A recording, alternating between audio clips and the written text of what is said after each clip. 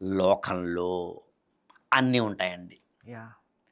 Shiva wines అక్కడ ఉంటుంది. ఆపోజిట్‌లో శివాలయం ఉంటుంది. యెస్. రెండిట్లో కామన్ శివ ఎటెళ్ళాలనేది మన సమస్య. బా! హ్మ్.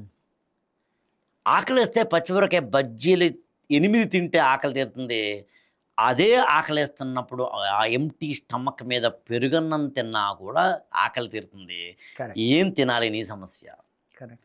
ఉంగరం ఏదో తులమో, గ్రామో అంటారు. హ్మ్. తులమో, గ్రాము ఉంగరం వేయింగ్ మిషన్ మీద తూగితే హ్మ్. అది ఏమవుతుంది అని అడిగితే హ్మ్. ఆ వేయింగ్ మిషన్ మీద తులమో, గ్రామో తూపుతుంది. హ్మ్. అదే వేయింగ్ మిషన్ మీద 30 కేజీల చెత్త బుట్ట పెడితే హ్మ్. 30 కేజీలు తూగుతుంది.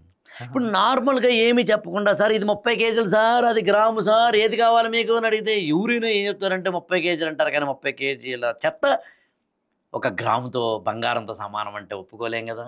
ఒప్పుకోరు ఎవరు. చంటి పిల్లవాడికేమో ఇక్కడేమో ఒక మామూలు బిస్కెట్ ఇచ్చి ఇక్కడ బంగారం బిస్కెట్ పెడితే కనుక బంగారం బిస్కెట్ వద్దని మామూలు బిస్కెట్ అడుగుతాడు. వాడు చంటి పిల్లవాడు. వాడిని చూస్తే మనం మూర్ఖుడా అంటాం. ఎందుకంటే వాడికి బంగారానికి మామూలు బిస్కెట్‌కి తేడా తెలీదు కాబట్టి. తనకు అవసరం ఉంది బిస్కెట్ కాబట్టి. తనకు కావాల్సింది బిస్కెట్. తను బిస్కెట్‌ని తినగలుగుతాడు. కాదు.